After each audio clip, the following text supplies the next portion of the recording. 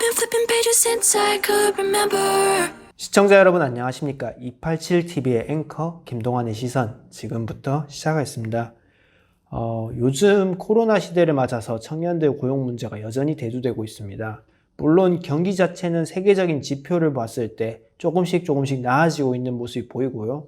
특히나도 백신 접종률이 높아짐에 따라서 사람들의 사회활동이나 아니면 세계적인 사회활동 추세가 올라감에 따라서 교역 물량도 늘어나고 얼마 전에는 수출 사상 최대치도 찍어보는 그러한 모습을 봤는데요. 사실 한국 사회에서 그러한 고용 문제에 있어서 보통 이야기하는 게 내가 일할 곳이 없다 혹은 내가 가서 나를 구하는 곳이 없다라고 했는데요. 사실 그게 문제에는 산업 구조의 원인이 있긴 합니다. 요즘 가장 많이 이야기 나온 게 원자재가 많이 부족하다 아니면은 또 화학 약품들이 많이 부족하다 아니면은 반도체가 많이 부족하다는 이야기를 많이 들으셨을 겁니다. 반도체가 부족해서 자동차를 못 만들고 반도체가 부족하니까 컴퓨터를 못 만들고 반도체가 부족하니까 휴대폰을 못 만들게 됐다는 이야기나 아니면은 화공약품이 부족해서 필요한 물자들을 생산하는 게 플라스틱 소요가 워낙 늘다 보니까 이번에 많이 부족하다는 이야기나 아니면 나무가 부족해서 미국에서 집을 짓는 게 힘들다는 이야기나 아니면은 철광석이 부족하니까 이제 철광을 가격이 계속 뛰고 있고 덕분에 철광 가격이 계속 오르고 있다 이런 이야기들 굉장히 많이 들으셨을 겁니다. 이 중에서 우리나라에 생산하는 게 무엇입니까? 바로 반도체와 화학약품입니다. 화공업 제품들은 그리고 반도체 제품들은 두 가지 제품들은 매출에 대비해서는 근데 고용이 많이 늘어나지 않습니다. 이 제품들은 대부분 기계가 진행하고 인력이 많이 필요한 산업이라기보다는 전문가가 많이 필요하고 기계가 많이 필요한 산업입니다. 그러다 보니까 이 산업들이 아무리 활성화된다 하더라도 고용이 그렇게 드라마틱하게 늘지는 않습니다. 그래서 오늘 소개해드리고 싶은 것은 고용도 드라마틱하게 뽑아내고 그리고 요즘에 다시 부활하고 있는 산업인 조선업에 대한 이야기와 조선업의 부활 성공 사례를 통해서 성동구에서 이게 어떻게 좀 적용됐으면 좋겠는지에 대한 이야기를 좀 드리고자 합니다. 사실 조선업 같은 경우에서는 굉장히 고용을 많이 합니다. 고용을 많이 하니까 한때는 거제도 아니면은 울산시가 굉장히 잘 먹고 잘 살던 시절이 있었는데요. 어떤 이야기가 있었냐면 거제도에 사는 강아지는 10,000원짜리를 입에 물고 다닌다라는 표현을 쓸 정도였는데요. 그 정도로 대호황인 산업이었습니다. 게다가 조선업 자체가 대형 기계물을 빼고는 굉장히 노동 집약적인 산업이다 보니까 많은 근로자가 필요하곤 합니다. 단순히 우리가 아는 빅3 삼성중공업 그리고 대우조선해양 그리고 한국조선해양이라는 회사 이 세 개의 회사에서 만이 아니라 밑에는 다양한 부품 회사들이 있습니다. 말하자면은 현대자동차나 아니면은 기아차 그리고 쌍용차 아니면 르노 삼성 아니면은 GM대우 이런 회사들 밑에도 다양한 부품 회사들이 있는 것처럼 단순히 조립만 하는 것이 아니라 그 부품을 생산해내고 부품을 다시 부품끼리 맞추는 그런 회사들이 많습니다. 그런 회사들에서 많다 보니까 고용 자체가 많이 일어나게 되는데요. 이 고용들을 유지하는 게 사실은 어떻게 보면 기업 입장에서는 비용이고 어떻게 보면 기업 입장에서는 이걸 돈이 벌어주는 일종의 공장 같은 재화가 됩니다. 그런데 조선업을 다시 돌이켜본다면은 2008년 금융위기 이전까지 대형 사이클을 탔습니다. 2008년 금융위기 이전에 전 세계적인 인플레이션, 우리 에그리플레이션이라고 이명박 대통령 초창기에 있었던 이야기 기억나십니까? 네, 그런 이야기처럼 모든 게 비싸지고 인플레이션 이야기가 전 세계를 강타하면서 배도 굉장히 많은 수요가 나왔어요. 왜냐하면 인플레이션이 많이 생기다 보니까 너도 나도 원자재를 팔려고 하고 너도 나도 물자를 팔려고 하다 보니까 그걸 운반해줘야 될 수단인 배, 트럭, 비행기가 있는데 그 중에서 가장 큰 게 배기고 가장 싸게 움직일 수 있는 건 배기 때문에 배로 옮기는 게 많다 보니까 배에 대한 수요가 굉장히 많이 늘어났습니다.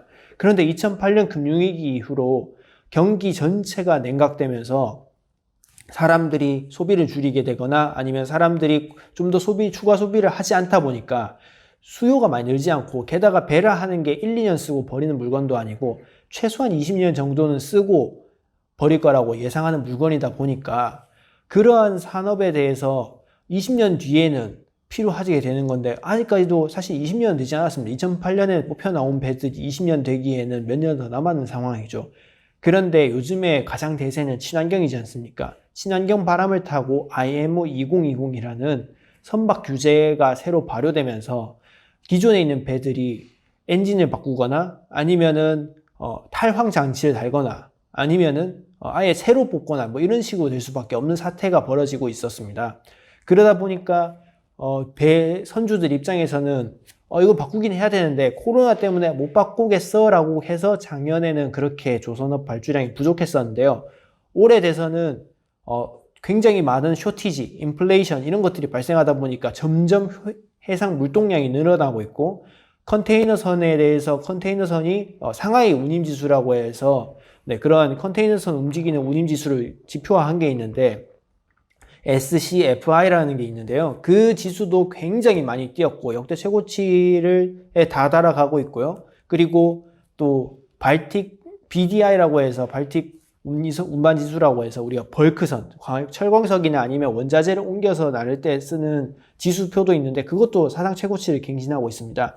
그 말은 바꿔 말하자면은 배를 뽑아낼 이유가 많이 늘어나는데요. 배를 뽑아내려면 이제 드디어 주문이 들어가기 시작하는 거죠. 그래서 요즘에 뉴스에서 많이 나오는 게 조선업이 부활하고 있다, 뭐 조선 산업들이 잘 나가고 있다라는 이야기가 있는데요. 사실은 바꿔 생각하면 12년 동안은 굉장히 조선업이 지지부진했습니다. 사실은 그렇게 뽑혀 나온 배들 이후로 일감도 부족해지고 조선소에 있는 조선업 그런 3사만 있는 게 아니라 중국 회사들과 경쟁하기 시작하면서 굉장히 많이 어려워졌고 그래서 회사들이 근로자들을 구조조정하고 그리고 이분들이 또 나가서 중국이나 아니면 다른 나라로 가서 일하게 되는 경우들이 발생하게 되었는데요. 이러한 상황 속에서 최근에 굉장히 고용 유지적 측면에서 좋은 뉴스가 있었습니다. 바로 거제형 노동자에 대해서 여기군요. 거제형 조선업 고용 유지 모델. 이렇게 표현하더라고요. 거제형 조선업 고용 유지 모델이라는 모델을 만들어내서 이 조선 산업들이 12년 동안 불황을 겪으면서 어떻게 하면은 이 고용자들을 유지할 수 있을까에 대한 고민들을 해서 거제시가 만들어낸 모델인데요. 올해까지 지금 사실은 작년 11월부터 이렇게 지지부진한 기간이 있으면은 결국에는 숙련된 고용자들이 다 허공에 날아지고 뿔뿔이 흩어지게 됩니다.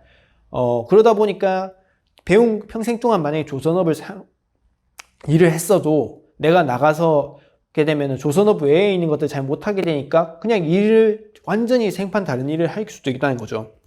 결과적으로 말하면은 이 사람들의 숙련도를 잃어버리고 반대로 회사 입장에서는 숙련된 노동자였지만 본인 입장에서는 고용을 잃는 그리고 앞으로 생계가 막막해지는 사태가 발생했었는데요. 이거를 조금 줄이고자 거제시에서는 이런 모델을 만들었었는데 한 6,000명 정도를 대상으로 했는데 지금까지 2,230명이 있었습니다. 최근에 그런 뉴스를 보셨을 겁니다. 조선업에서 호황이지만 근로자들은 많이 부족하다는 이야기를 들으셨을 텐데요. 이러한 사업을 통해서 그 근로자 부족 문제를 해결하고 있다고 볼 수 있습니다. 그리고 또 근로자 부족 문제만 해결되는 게 아니라 사실 실직자도 줄일 수 있고 실직자의 질도 높일 수 있는 현상으로 되는데요. 이게 워낙 성공하다 보니까 울산시에서 한다고 합니다.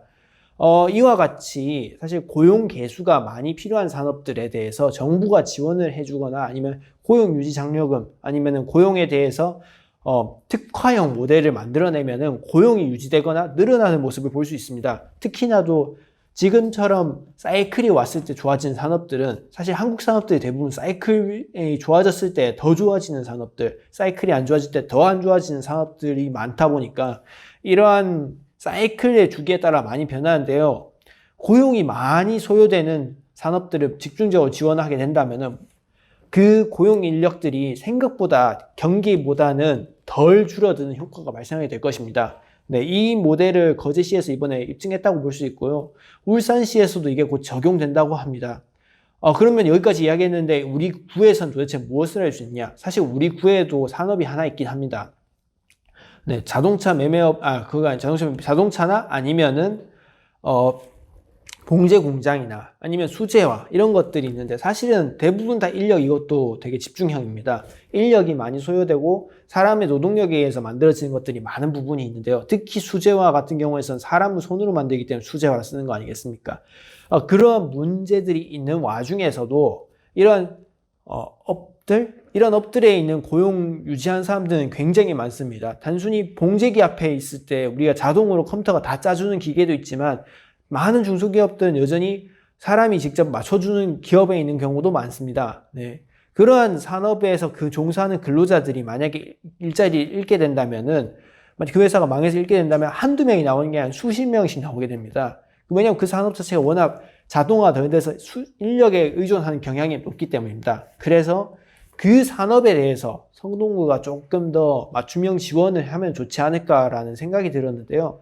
사실 그 맞춤형 지원에는 단순히 구청에서 생각했을 때 이렇게 해서 이렇게 해야지라는 이야기도 좋지만 조금 더 그 지역 특화 모델로서 예를 들자면은 성수동에서 근무하는 근로자들을 위한 주택 시설이라든지 아니면은 임대 아파트라든지 아니면은 뭔가 그에 준하는 뭔가 혜택스러운 것들을 좀 마련하거나 아니면 고용유지 장려금을 사업주한테 지급하거나 하는 형태로 이 고용을 계속 유지할 수 있도록 지원하는 게 필요하지 않나 싶습니다.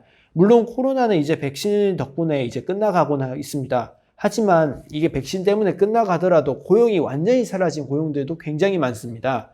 그러다 보니까 그 고용을 어떻게든 사회가 실업자 상태로 둘 수 없고 다 버려놓을 수 없기 때문에 그 사람들을 조금 더 효율적으로 단순히 공공근로만이 아닌 다양한 형태의 근로로서 고용이 유지될 수 있도록 하는 방법을 조금 더 고민해보면은 아마 코로나를 극복하는 데 더 도움되지 않을까라는 생각이 들어서 오늘 이야기를 준비하였습니다.